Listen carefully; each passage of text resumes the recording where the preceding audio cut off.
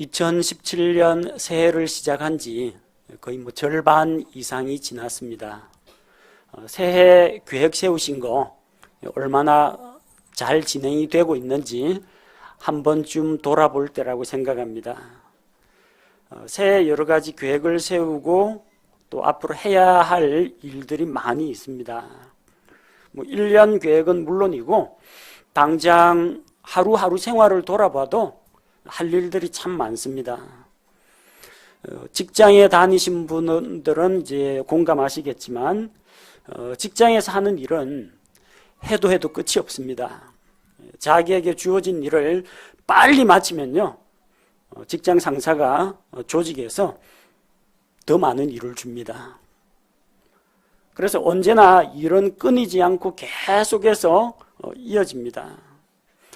가정주부들, 집안일은 해도 끝이 없습니다.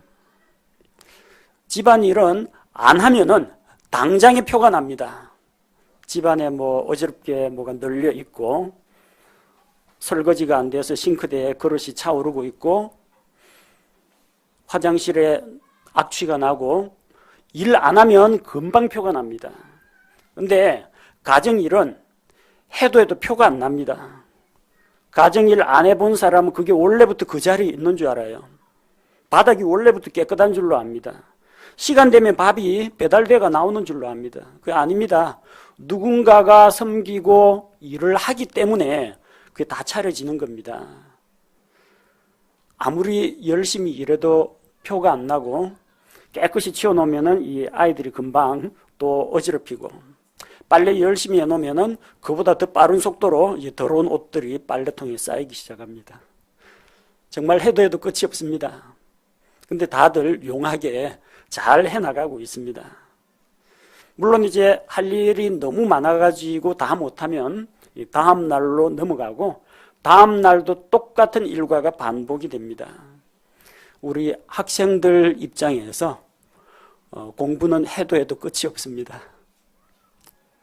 원래 시험 공부를 안 한 사람은 마음이 편안합니다. 왜 마음이 편안하냐?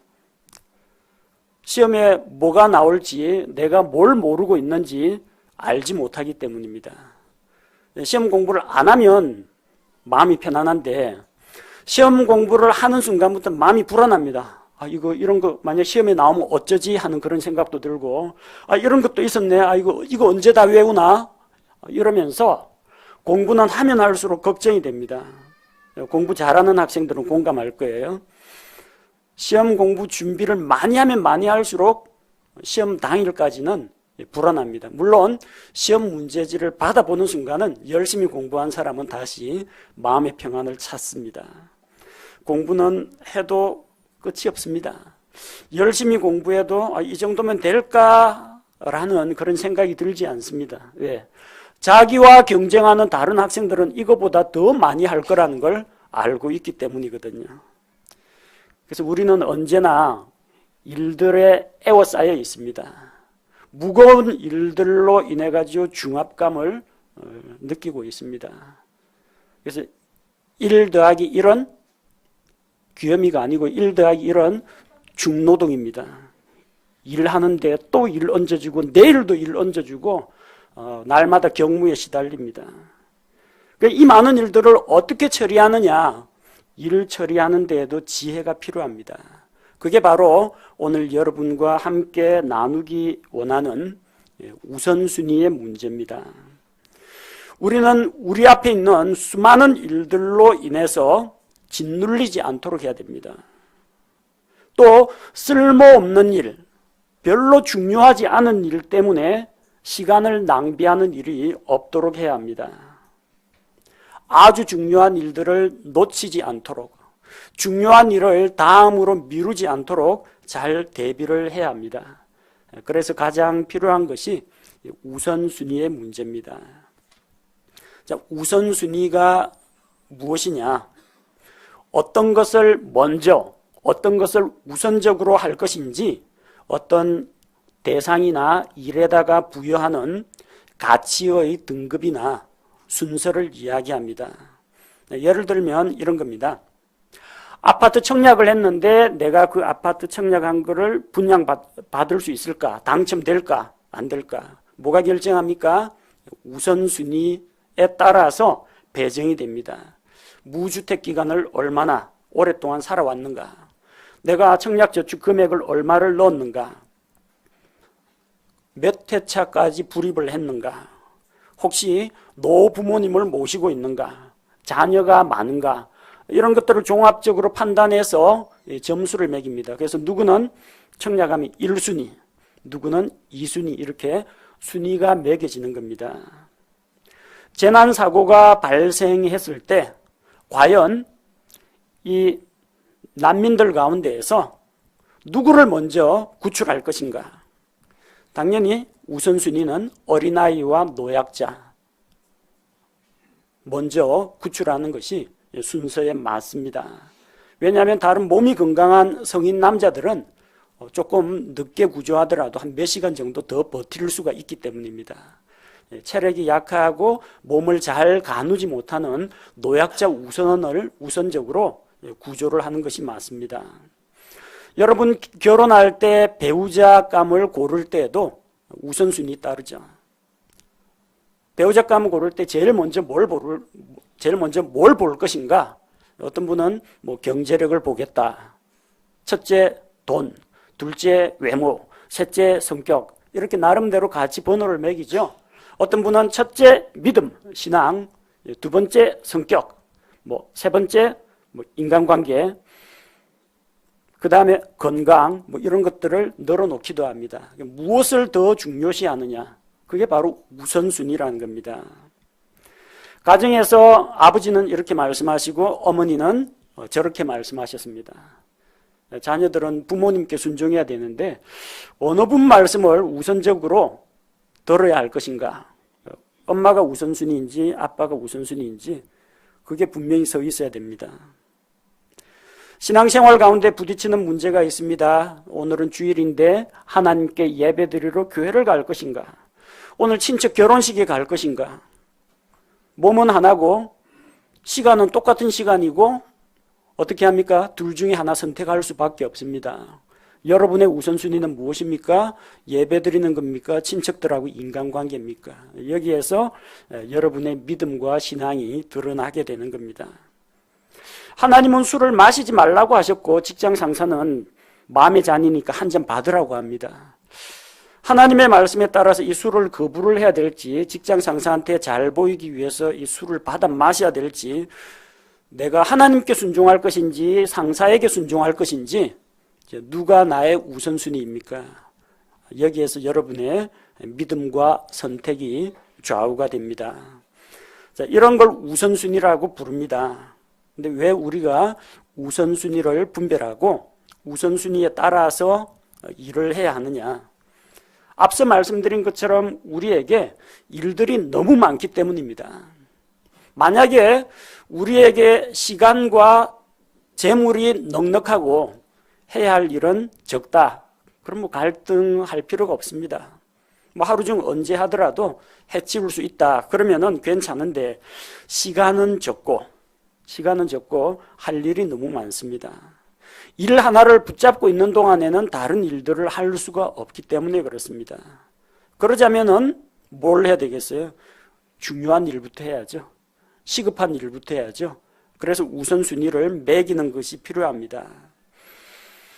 우리에게는 누구나 하루 24시간이 주어져 있습니다. 뭐 부자라고 해서 48시간 주는 거 아닙니다. 가난하다고 해서 뭐 15시간만 주는 것도 아닙니다. 누구나 할 것 없이 똑같이 24시간을 부여받습니다. 시간은 제한되어 있습니다. 일거리는 계속 쏟아져 들어옵니다. 모든 걸 다 할 수는 없습니다. 그러면은 가치 있는 일, 중요한 일, 급한 일부터 해나가야 합니다. 또 우리가 우선순위를 분별해야 하는 이유는 우리에게 쏟아지는 일들 가운데서 중요도가 각기 다르기 때문입니다. 모든 일이 똑같은 중요성을 띠는 건 아닙니다. 일들 가운데 아주 중요하고 시급한 일이 있습니다. 안 하면 안 되는 그런 일들이 있습니다. 그 다음에 좀 중요한 일이 있습니다. 중요하긴 한데 뭐 꼭 반드시 오늘 해야 되는 그런 건 아닌 그런 일도 있습니다. 어떤 일은 뭐 해도 되고 안 해도 되는 그런 일도 있고요. 해봤자 쓸모없는 일도 있습니다. 또 그 중에는 해서는 안 되는 일도 있습니다. 그래서 이런 제각기 일의 중요도와 가치가 다르기 때문에 중요한 일을 분별하기 위해서는 우선순위를 세우는 것이 필요하다는 겁니다.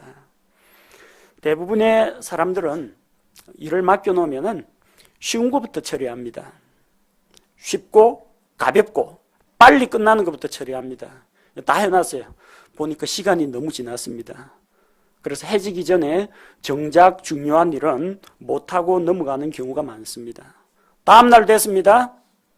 쉬운 일, 가벼운 일, 빨리 끝나는 일들 여러 개를 하다 보니까 어저께 미뤄놨던 그 중요한 일 끝내질 못했습니다. 그건 힘들고 시간이 많이 걸리고 좀 복잡합니다. 근데 작은 일들에 치여가지고 큰 일들을 놓치는 경우가 많다는 겁니다. 그래서 이런 걸 조심해야 됩니다. 가장 중요한 거, 좀 힘들고 어렵더라도 중요한 걸 먼저 하고 그 다음에 남는 시간 가지고 가벼운 작은 일, 그리고 정 못하면 다음으로 넘기거나 별 중요하지 않은 일은 그냥 안 하고 넘어가도 괜찮습니다. 그리고 또 우선순위를 우리가 반드시 확보해야 하는 이유는 사람들이 중요한 일들에 매달리다가 가장 중요한 일을 놓쳐버린다는 겁니다.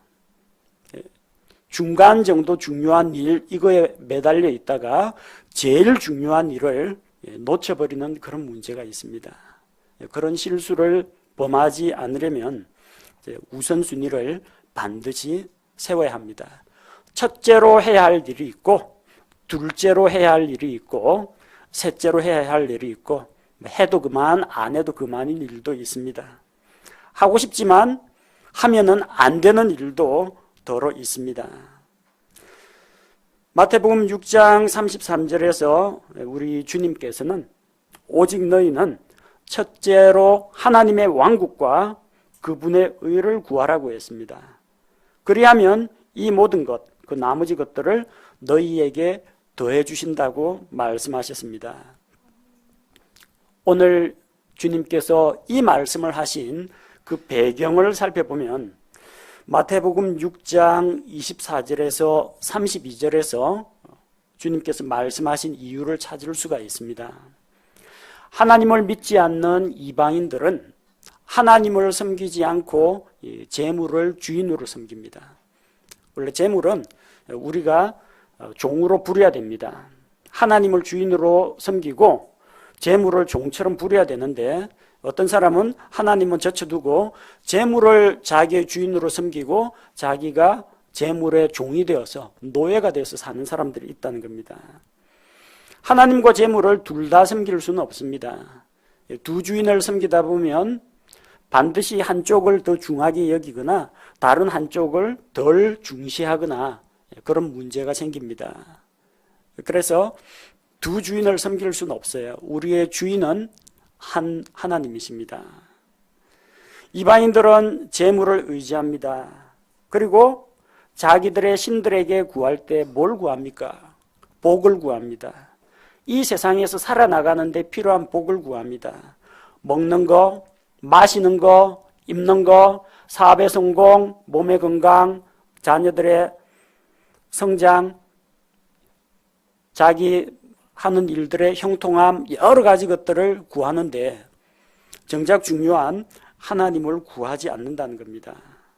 그래서 주님께서 믿음이 없는 그런 자들을 본받지 말고 아버지 하나님을 모시고 있는 하나님의 백성답게 너희는 첫째로 하나님의 왕국과 그분의 의를 구하라고 했습니다. 먹는 거 하나님이 먹이십니다. 공중에 날아다니는 날짐승들, 그들은 농사를 짓지 않습니다. 수확을 하지도 않습니다. 그런데 용하게 요 주변에 살고 있는 새들 보니까 안 굶어 죽고 잘 살고 있습니다. 또한 입을 거 옷을 위해서 걱정하는 사람들이 많습니다. 옷장 열어보면 옷이 거득한데 입을 옷이 하나도 없다고 합니다. 몸에 맞지 않거나 스타일이 지나간 옷이라서 그렇겠죠.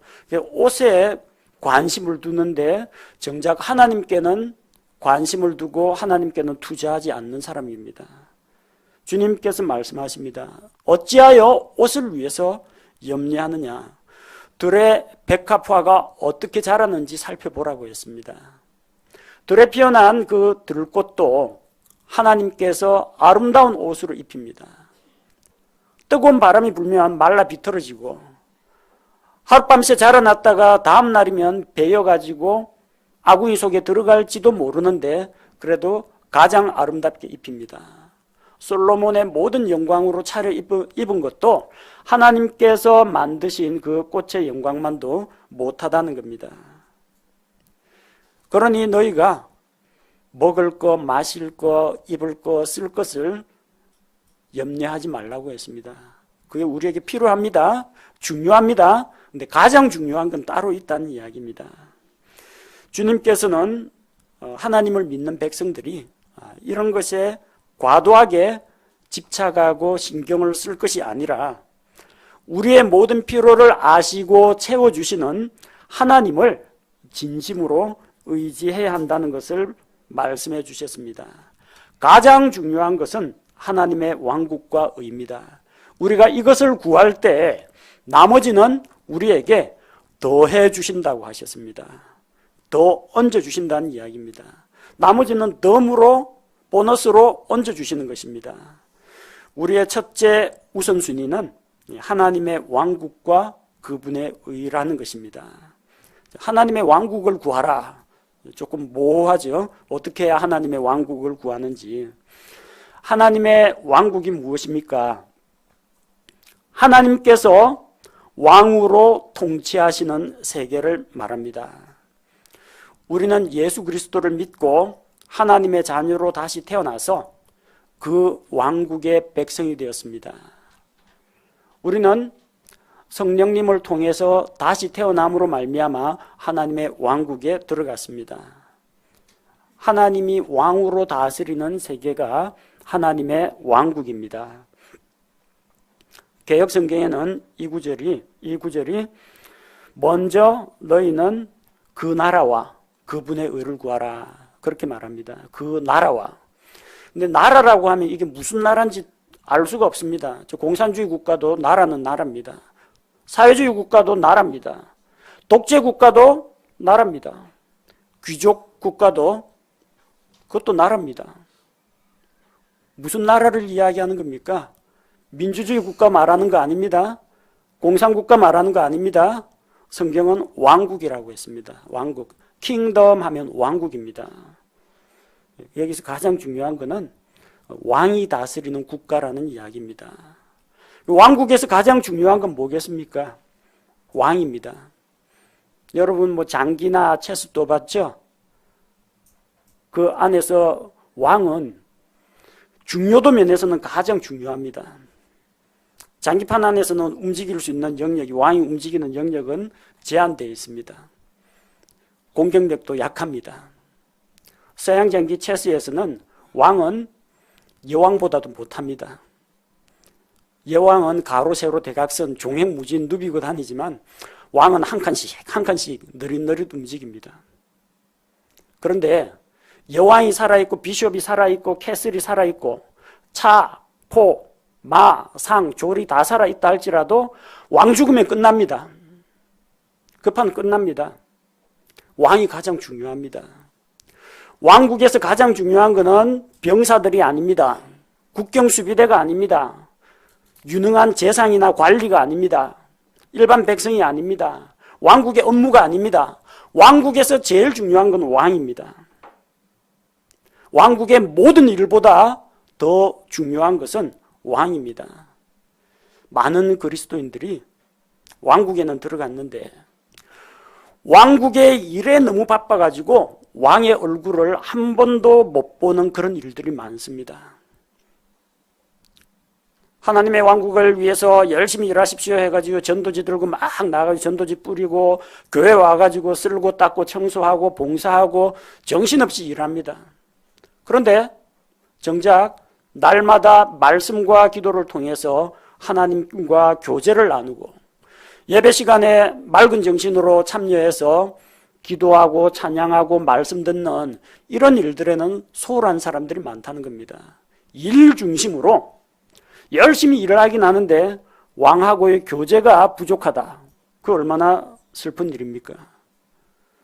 왕국에서 왕 한 번도 못 만나봤다. 얼마나 억울한 일입니까? 우리는 하나님의 왕국을 구해야 됩니다. 이 말은 왕국을 위해서 매달리고 왕국을 위해서 모든 걸 투자하라는 이야기가 아닙니다.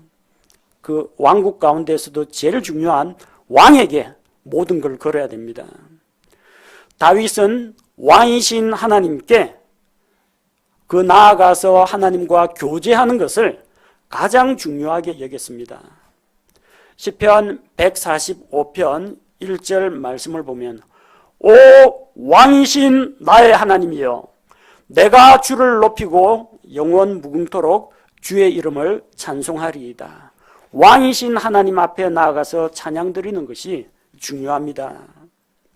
다윗에게는 일평생 오직 한 가지 소원이 있었습니다. 오직 한 가지 소원입니다. 수십 가지 소원이 아닙니다. 세 가지 소원이 아닙니다. 그의 소원은 딱 한 가지입니다. 시편 27편 4절 내가 주께 바라던 한 가지 일, 한 가지입니다. 바로 그것을 구하리니 그것은 곧 내가 평생토록 주의 집에 거하여 주의 아름다움을 바라보며 그분의 성전에서 여쭙는 것이라. 다윗의 소원은 하나님과의 교제였습니다.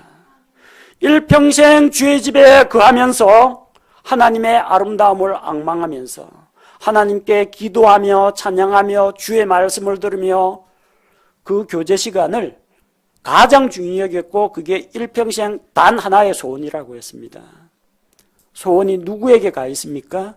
왕이신 하나님께 자기의 소원을 두었습니다.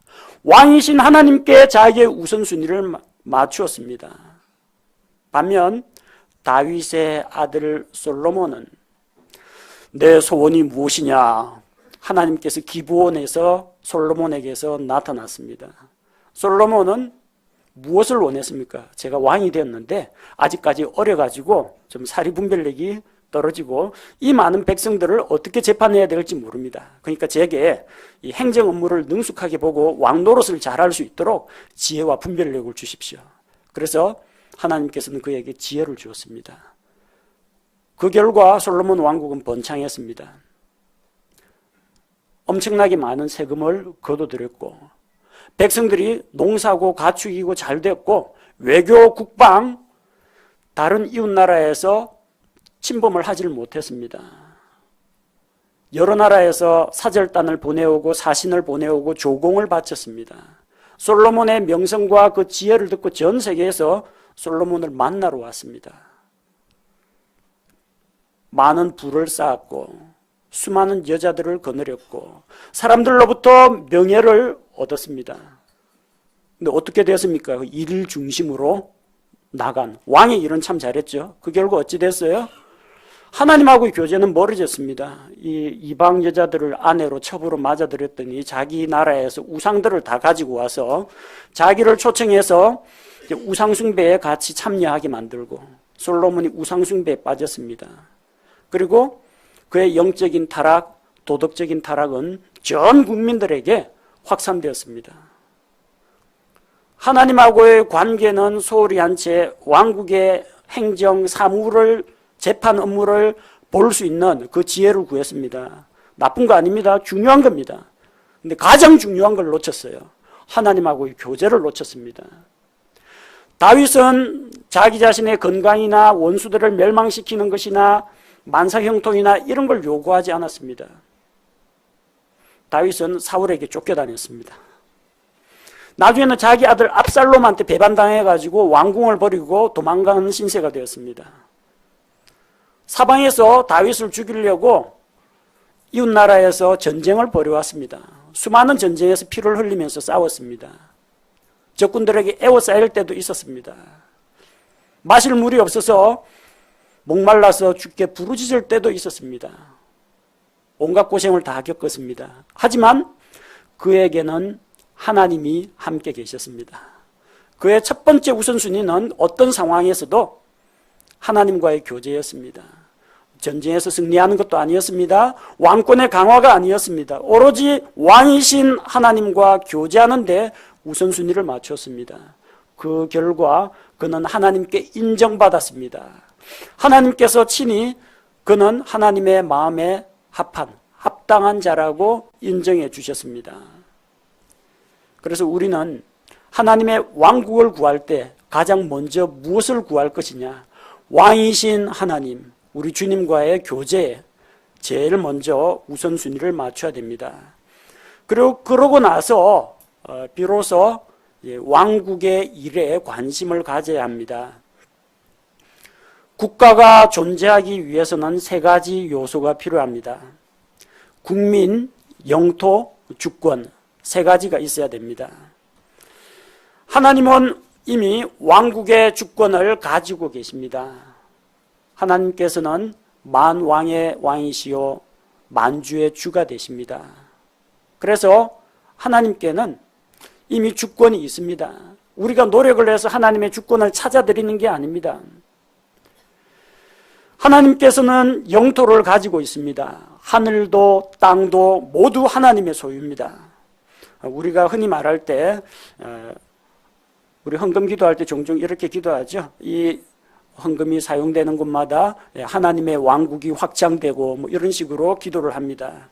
또 하나님의 왕국의 확장을 위해서 헌신하고 섬긴다 그런 말도 합니다. 그 의미는 우리가 뭐 하나님의 주권이 더 높아지도록 보태주거나 하나님이 잃어버린 어떤 권력을 우리가 탈환해서 하나님께 돌려드리는 그런 개념이 아닙니다. 하나님이 주권자이기 때문입니다. 또 우리가 하나님의 왕국을 확장시킨다고 할 때 땅을 정복하고 도시를 정복해서 하나님께 갖다 바치는 걸 말하지 않습니다. 십자군 전쟁이 일으키라는 이야기 아닙니다. 곳곳에 돌아다니면서 땅 밟기 기도한다면서 뭐 땅 밟기 지신 밟기 해가지고 이 땅을 하나님께 드립니다. 그 이야기가 아닙니다. 하늘도 땅도 주의 것입니다. 우리가 하나님께 잃어버린 땅을 찾아드리는 게 아니라는 겁니다. 무엇입니까? 그 왕국이 확장된다는 것은 그 왕국 안에 들어가는 백성들이 문제입니다. 아직까지도 마귀에게 사로잡힌 자들이 있습니다. 아직도 자기 죄를 회개하지 않은 자들이 있습니다. 아직도 구원자 예수 그리스도를 만나지 못한 자들이 있다는 겁니다. 그 지옥으로 끌려가는 불쌍한 혼들에게 복음을 전해서 예수 그리스도의 이름으로 자유롭게 하고 그들을 하나님께로 인도하여 하나님의 백성이 되게 할 때 하나님의 왕국이 점차 확장됩니다. 왕국을 위한 일, 여러분은 무엇을 할 수 있겠습니까? 제일 먼저 말씀과 기도로 하나님과 교제하는 일에 힘을 쓰시기 바랍니다. 그리고 다음으로는 믿지 않는 자들에게 복음을 전해서 그들을 하나님께로 인도하는 일이 하나님의 왕국을 위하는 일입니다. 또한 하나님이 주권자이신 왕입니다. 왕이십니다. 그럼 나는 무엇을 해야 할까요? 왕이신 하나님의 말씀에 왕국의 법에 순종하는 삶을 사는 것. 이게 먼저 첫째로 하나님의 왕국을 구하는 일이라는 겁니다. 또 그것과 함께 하나님의 의를 구하라고 했습니다. 의가 무엇입니까? 문자적 의미로는 올바른 것을 말합니다. 옳은 것을 말합니다. 언제나 한결같이 거룩하고 바르고 정의로우신 하나님의 속성을 의라고 합니다. 공의라고 합니다. 또한 그 의로우신 하나님께서 옳다고 인정하시는 것을 의라고 합니다. 사람이 비록 죄인이지만 예수 그리스도를 믿고 예수님의 이름을 통해서 우리가 구원을 받으면 우리의 지난 모든 죄들, 우리가 앞으로 지을 모든 죄들까지도 다 용서해 주시고 죄가 없다는 게 아니라 죄를 용서하시고 우리를 옳다고 인정해 주시는 것입니다. 이것을 의라고 부릅니다. 오를 의자 한자로 어떻게 쓰는지 생각해 보십시오. 맨 위에 양자를 씁니다. 그 밑에 아자를 씁니다. 내가 어린 양의 아래에 있다는 겁니다. 예수 그리스도의 피권세 아래에 있다는 겁니다. 어린 양의 보호 아래에 있다는 겁니다. 나는 비록 죄인이지만 예수 그리스도로 옷 입었다는 이야기입니다. 그래서 비록 상태로는 죄인이지만 신분으로는 하나님께서 의인이라고 불러주시고 의롭다고 인정해 주시는 것을 말합니다. 이것이 하나님께서 말씀하시는 하나님의 의입니다. 그런데 의 가운데는 하나님의 의가 아니라 사람의 의도 있습니다. 사람의 의라는 것은 사람이 자기 스스로 하나님 앞에서 옳다고 인정받기 위해서 노력하는 것을 말합니다. 내가 어떻게 하면 하나님께 칭찬 들을 수 있을까? 어떻게 하면 하나님의 관심을 끌고 하나님의 복을 받을 수 있을까? 그래서 착한 일을 열심히 합니다. 자기 몸을 혹사시키며 고행을 하는 사람도 있습니다. 종교적인 계율, 율법을 엄격히 지키는 사람도 있습니다. 또 도덕적으로 바르고 거룩하게 삶으로써 하나님께 인정받으려고 하는 자도 있습니다. 예배를 잘 드린다든지 고해성사를 한다든지 어떤 종교적인 의식을 통해서 하나님께 인정받고자 하는 사람도 있습니다. 그러나 이 모든 것은 하나님의 의가 아니라 사람의 의라는 겁니다. 우리 자신의 노력과 우리 자신의 선행으로 하나님 앞에 나아가고자 하는 이런 모든 노력들은 다 헛된 것들입니다. 이사야 64장 6절에서 그러나 우리는 다 부정한 물건 같고 우리의 모든 의는 더러운 누더기 같으며 우리는 다 잎사귀같이 시들므로 우리의 불법들이 바람같이 우리를 몰아갔나이다. 우리의 모든 의는 더러운 누더기라고 했습니다. 누더기 더러운 옷 아시죠? 그걸 입고 하나님 저 깨끗하고 착하고 이쁘죠 하고 자랑해봤자 하나님 인정해 주지 않으신다는 겁니다. 그 더러운 누더기로는 우리의 죄와 불법들을 가릴 수가 없습니다. 하나님께서는 사람이 자기 의로 하나님 앞에 나아오는 것을 인정하지 않으십니다. 아담과 이브는 죄를 범한 다음에 자기의 부끄러운 모습을 가리기 위해서 무화과나무 잎사귀로, 무화과나무 잎사귀 사람 손 모양으로 생겼죠. 손바닥 모양으로 생겼습니다. 얼기설기 엮어가지고 앞치마를 만들었습니다. 그래서 자기의 부끄러운 모습을 하나님 앞에서 가리겠다고 했습니다. 앞치마입니다. 앞치마. 옆치마, 뒷치마가 아닙니다. 앞만 가렸으니까 이 뒤하고 옆은 다 트여 있습니다. 뿐만 아니라 이게 잎사귀가 조미를 하지 못하다 보니까 군데군데 듬성듬성 벗은 몸이 다 드러납니다. 하룻밤 자고 일어났습니다. 무화과 잎사귀가 낙엽처럼 바스락바스락하게 다 부서집니다. 하나도 남은 것이 없습니다. 자다 몸부림치다가 잎사귀 시든 잎사귀들이 말라 비틀어져 가지고 다 가루가 돼버렸습니다. 다시 부끄러운 모습이 드러납니다. 자기의 노력과 자기의 의로는 우리의 부끄럽고 부족한 모습을 하나님 앞에서 가릴 수가 없습니다. 하나님께서는 아담과 이브에게 짐승 한 마리를 잡아서 희생헌물로 드리게 하고 그 가죽으로 가죽옷을 만들어 입혀주셨습니다. 하나님께서는 죄 없는 희생물의 피를 기뻐하십니다.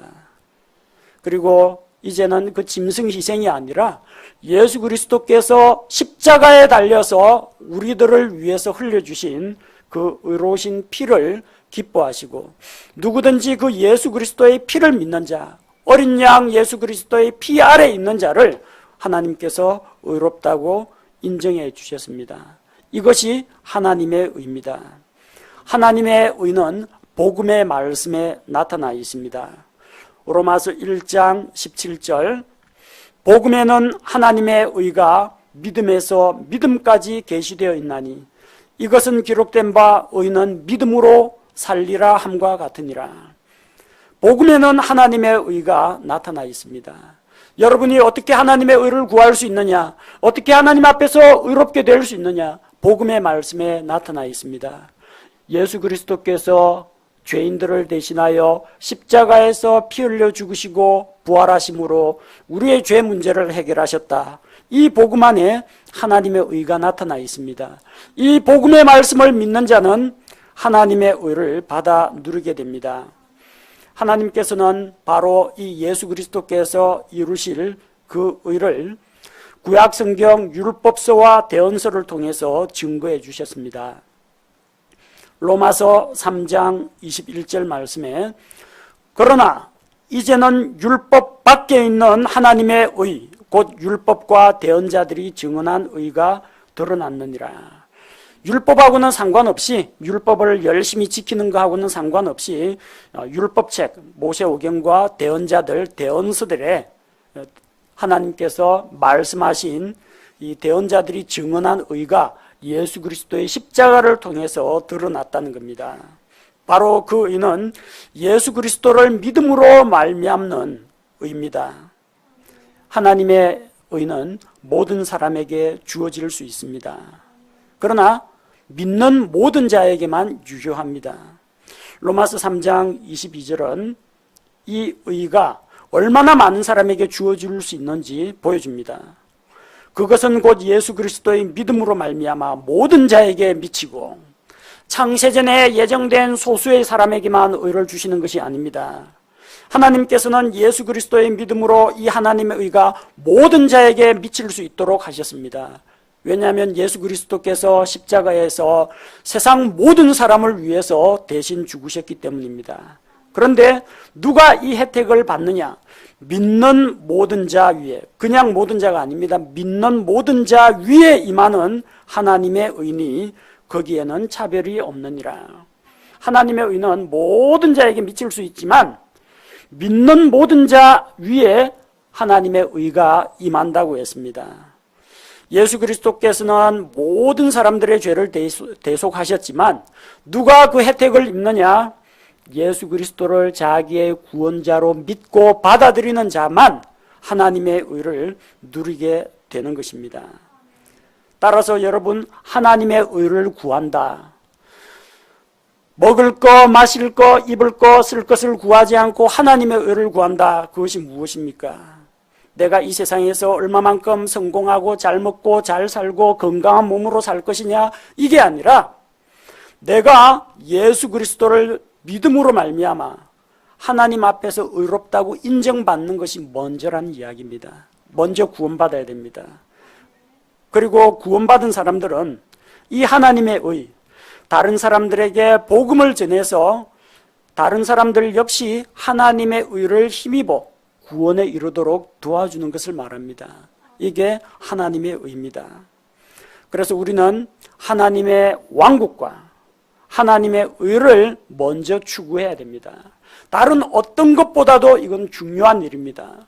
다른 어떤 것보다도 시급한 일입니다. 이게 우리의 첫째 우선순위입니다. 보통 설교를 여기서 끝내더라고요.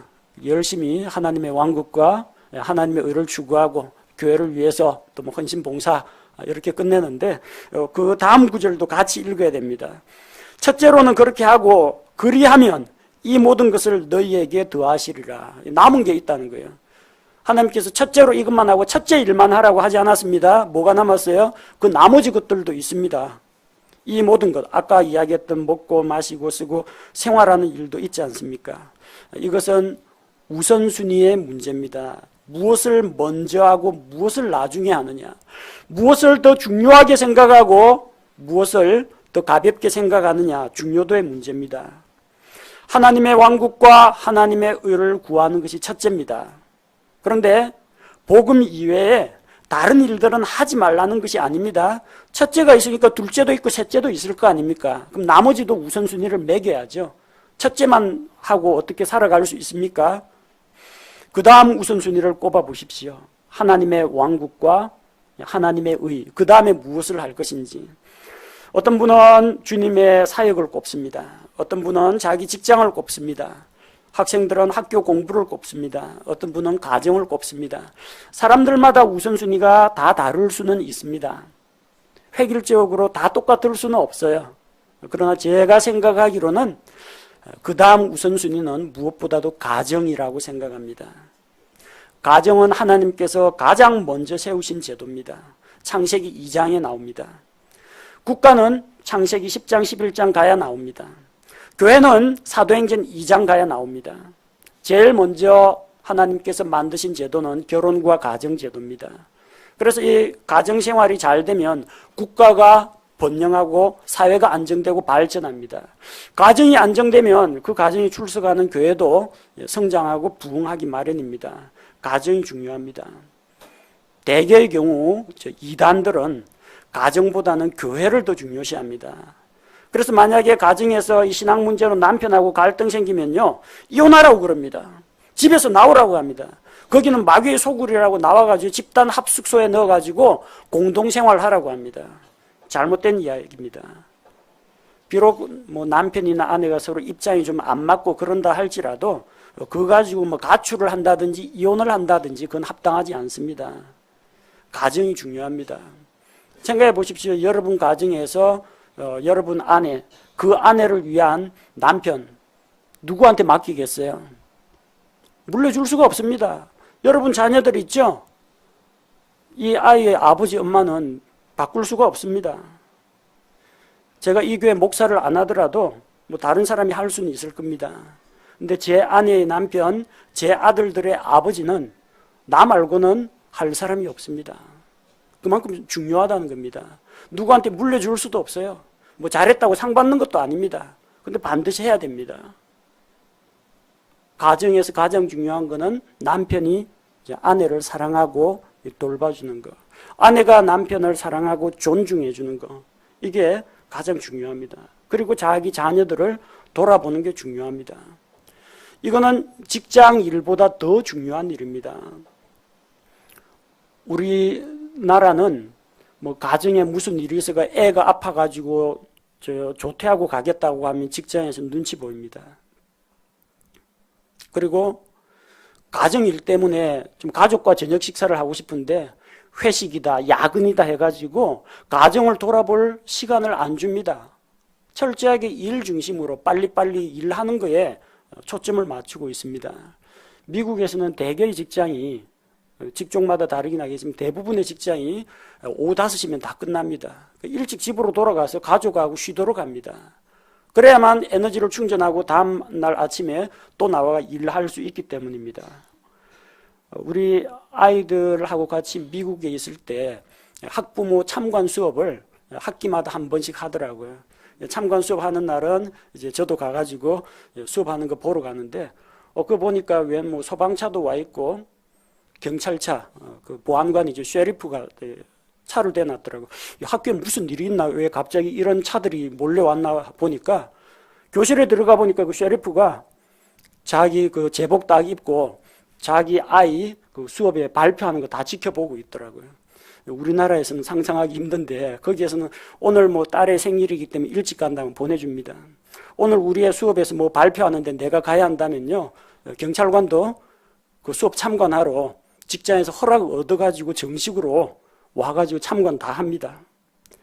가정을 그만큼 더 중요하게 여긴다는 겁니다. 직장에서 왜 일을 합니까? 가족들 먹여 살리고 가족들 평안하고 안정된 생활을 위해서 직장하는 거 아닙니까? 그래서 가정이 목적이고 직장은 수단이라는 겁니다. 그럼 우선순위가 어디에 있어야 돼요? 목적인 가정에 가 있어야 됩니다. 이건 돈 버는 수단입니다. 그 일자리에는 자기가 안 나가도 딴 사람이 일하면 됩니다. 우리 역시 우선순위를 잘 챙겨야 됩니다. 뭐 직장 일을 안 할 수는 없지만 직장 일을 하는 중에도 자기 아내, 자기 남편, 자기 자녀 잘 챙겨야 됩니다. 부모님이나 자녀들보다 더 우선순위가 서로 배우자가 서로를 높이고 챙겨주는 게 더 우선입니다. 그 다음으로는 어떤 분은 뭐 교회 사역이 될 수도 있고 어떤 분은 직장이 될 수도 있습니다. 이건 제가 일률적으로 정할 수 있는 문제가 아니라 여러분이 살고 있는 삶의 현장에서 여러분에게 맞게 적용하시기 바랍니다. 저야 뭐 교회 일이나 직장 일이나 그게 뭐 그겁니다만 여러분들 같은 경우에는 신중하게 상황별로 판단을 하셔야 됩니다. 교회 와서 날마다 교회 와서 청소하고 봉사하라는 이야기 아닙니다. 하지만 하나님께 드리는 예배, 일주일에 한 번 공적 예배 드리지 않습니까? 온 성도들과 함께 찬양하고 기도하고 함께 말씀 듣고 또 교제하지 않습니까? 예배와 성경 공부, 성도들과의 교제, 여기에 좀 우선순위를 두시라는 이야기입니다. 우리 교회 나오시는 어떤 분은 이 주일날 교회 오기 위해서 토요일날 밤새워가지고 야근을 하고 오시는 분도 있습니다. 한 형제님은 수요 예배에 참석하기 위해서 원래 일주일에 한 번 쉴 수 있는데 토요일날 자원해서 근무를 하고 수요일을 휴일로 만들어가지고 수요 예배에 나오시는 분도 있었습니다. 또 토요일날 신학원 한다고 하니까 금요일날 밤을 새워서 일을 하고 새벽에 일 끝나가지고 토요일날 신학원 공부하러 오시는 분도 있습니다. 수련회 때가 되면은 직장 휴가 그때 맞춰 쓰려고 휴가를 아껴뒀다가 교회 수련회 일정에 맞춰서 쓰시는 분도 있습니다. 참 감사한 일입니다. 우선순위가 제대로 잡혀있는 분들입니다. 직장을 구할 때에도 교회 우선순위를 둬야 됩니다. 내가 과연 신앙생활 하기에 적합한 직장인가? 죄 유혹으로부터 보호받을 수 있는 직장인가? 주일날 예배는 드릴 수 있는 직장인가? 이런 것들을 고려를 해야 됩니다. 내가 만약에 직장에서 등산을 간다. 교회에서는 예배를 드려야 된다. 어느 걸 우선시할 것인가? 여기에서 여러분 믿음이 필요합니다. 여러분의 순종이 필요합니다. 하나님께 예배 드리는 일을 그만큼 중요시해야 됩니다. 또한 학생들은 학교에서 공부하는 일, 직장인들은 직장에서 일을 하는 거 당연히 중요하게 여겨야 됩니다. 어떤 목회자들은 우리가 세상의 일에 몰려하지 말게 하시고 주의 전을 열심히 돌보고 그러는데 엄격하게 이야기하면요, 세상 일, 주의 일 따로 구분되지 않습니다. 여러분들이 직장에 나가서 사람들 앞에서 그리스도인으로서 선한 간증을 보이고 또한 건실한 그리스도인으로서 열심히 일을 하는 모습은 세상 일이 아닙니다. 주님을 위한 일입니다. 그래서 교회 일, 세상 일 이렇게 다 묶어 놓으면 안 됩니다. 왜냐하면 골로새서 3장 23절, 24절에서 또 너희가 무슨 일을 하든지 마음을 다해 주께 하듯 하고 사장님 보시기에 합당하게 일을 하라고 하지 않았습니다. 직장 상사 눈밖에 벗어나지 않도록 일을 하라 하지 않았습니다. 마음을 다해 주께 하듯이 직장 일을 해야 됩니다. 사람들에게 하듯 하지 말라고 했습니다. 왜냐하면 너희가 상속 유업의 보상을 주에게서 받을 줄 아나니. 직장에서는 월급 받죠. 근데 나중에 그가 직장에서 열심히 수고하고 그리스도인의 삶의 모습을 드러내고 직장 사람들에게 말씀으로 영향을 미친 거 나중에 다 평가받습니다. 보상을 주님에게서 받습니다. 너희는 주 그리스도를 섬기느니라. 직장 일을 하는 것을 통해서 예수 그리스도를 섬길 수 있다는 이야기입니다. 따라서 세상 일, 가정 일, 교회 일 그물건 올 필요는 없습니다. 다만 이게 하나님 보시기에 어느 게 더 우선이고 어느 게 나중인가. 나의 경우 우리 집안에 있어서는 어느 게 우선순위 1번이고 우선순위 2번인가. 첫째로 하나님의 왕국과 하나님의 의를 구하는 것, 그걸 제외한 나머지는 각 가정이나 직장이나 개인의 상황에 따라 얼마든지 조금씩 순위 변동이 있을 수는 있습니다. 그러나 여러분 무슨 일을 하든지 우선순위를 잘 챙겨서 중요한 일 먼저 하십시오. 시급한 일 먼저 하십시오. 안 하면 안 되는 일, 안 하면 놓치면 후회하는 일, 그런 것들에 먼저 관심을 두십시오. 그렇게 해야만 과중한 업무에 치여 지내지 않습니다. 그렇게 해야만 하루를 지날 때 후회하지 않게 됩니다. 그렇게 할 때 하나님 앞에서 지혜롭게 시간을 사용할 수가 있습니다. 우리가 이 세상에서 생활하는 동안에 하루 동안에 우리에게 쏟아지는 일들을 모두 다 해치울 수도 없습니다. 또 여러 가지 갈등 상황이 생겼을 때 모든 사람 비율을 다 맞춰줄 수도 없습니다. 하나님을 생각하자니까 직장 상사가 걸리고 상사를 생각하자니까 하나님이 걸리고 얼마든지 갈등 상황이 있죠. 그때 누구를 먼저 생각할 건가? 누구를 더 존중하고 경배할 것인가? 우리 각자가 선택을 해야 됩니다. 우리 2017년 한 해 살아갈 때 무엇이 중요한지, 무엇이 가치 있는 일인지 우선순위를 잘 분별하고 중요한 일들을 먼저 처리함으로써 후회 없는 한 해를 살아나가도록 합시다.